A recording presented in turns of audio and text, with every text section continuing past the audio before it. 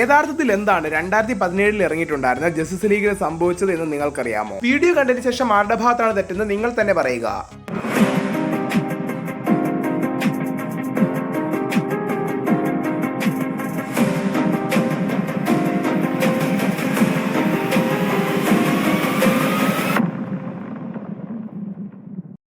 Man of Steel, Batman vs Superman എന്നിവയ്ക്ക് ശേഷം വളരെ വലിയ വിഷനോടുകൂടി Justice League movie Snyder create ചെയ്തുകൊണ്ടിരിക്കുമ്പോൾ തന്നെ സ്നൈഡറിന്റെ മകൾ മരണപ്പെടുകയും 70% കംപ്ലീറ്റ് ചെയ്തിട്ടുണ്ടായിരുന്ന മൂവി താൽക്കാലികമായി മുന്നോട്ട് കൊണ്ടുപോകാൻ സാധിക്കാതിരിക്കുകയും ചെയ്യുന്നു. എന്നാൽ ഓൾറെഡി ഈ ഒരു മൂവിയുടെ റിലീസ് ഡേറ്റ് WB കൺഫേം ചെയ്തിരുന്നതുകൊണ്ടും ഓപ്പോസിറ്റ് സൈഡിൽ തങ്ങളുടെ കോമ്പറ്റീറ്റർ ആയിട്ടുള്ള മാർവൽ നല്ല മൂവീസുകൾ കൊണ്ട് കത്തി കയറിക്കൊണ്ടിരിക്കുന്നത് കാണുന്ന WB ഹയർ ഒഫീഷ്യൽ ബാക്കിയുള്ള മൂവി ഷൂട്ട് ചെയ്യുവാനായി അവഞ്ചേഴ്സ് മൂവീസുകൾ ഡയറക്ട് ചെയ്തിട്ടുണ്ടായിരുന്ന ജോസ് ഉഡനെ വരുത്തുന്നു. അതുവരെ സ്നൈഡർ ക്രിയേറ്റ് ചെയ്ത് വെച്ചിട്ടുണ്ടായിരുന്ന വിഷ്വൽസ് കണ്ടിട്ട് ജോസ് ഉഡന് വളരെയധികം ഇൻകംപ്ലീറ്റ് ആണ് ഫീൽ ചെയ്തത്. കാരണം സ്നൈഡറിന്റെ വിഷൻ എന്താണെന്നോ സ്നൈഡർ ഫ്യൂച്ചറിൽ പ്ലാൻ ചെയ്തിരുന്ന കാര്യങ്ങളോ ജോസ് വിഡന് കൃത്യമായിട്ട് അറിയുകയില്ലായിരുന്നു. മൂവിയുമായി പിന്നീട് കമ്മ്യൂണിക്കേറ്റ് ചെയ്യാൻ സ്നൈഡർ സഹകരിച്ചില്ല എന്ന് പറയുന്നതാണ് കൂടുതൽ ശരി. അതുപോലെ ഫ്ലാഷിന്റെ ടൈം ട്രാവൽ സീക്വൻസ്, ബാക്ക് സൈഡിന്റെ നേരിട്ടുള്ള എൻട്രി തുടങ്ങിയിട്ടുള്ള പല സീക്വൻസുകളും റിമൂവ് ചെയ്യണമെന്ന് WBയിൽ നിന്ന് തന്നെ ഡയറക്റ്റ് ഇൻസ്ട്രക്ഷനും ഉണ്ടായിരുന്നു. മാത്രമല്ല തിയേറ്ററിക്കൽ റിലീസ് ആയതുകൊണ്ട് തന്നെ 4.5 മണിക്കൂറുള്ള മൂവിയുടെ 2 മണിക്കൂർ മാത്രമേ പുറത്തുവിടുവാൻ 2017 സാധിച്ചിട്ടുമുണ്ടായിരുന്നുള്ളൂ. അതുപോലെ ജോസ് വിഡനുമായി ഗാൽ ഗഡോട്ട് ഉൾപ്പെടെയുള്ള പല ആക്ടേഴ്സിനും ക്രിയേറ്റീവ് ഡിഫറൻസും കണ്ടിരുന്നു. ഇതെല്ലാം കാരണം തന്നെ ജസ്റ്റിസ് ലീഗ് 2017 മൂവി ഒരു ഇൻകംപ്ലീറ്റ് ഫീൽ തന്നെയാണ് നമുക്ക് നൽകിയത്. വളരെ സിമ്പിൾ ആയി പറയുകയാണെങ്കിൽ ഒരാൾ ഒരു ബിരിയാണി ഉണ്ടാക്കുകയാണെന്ന് വിചാരിക്കുക.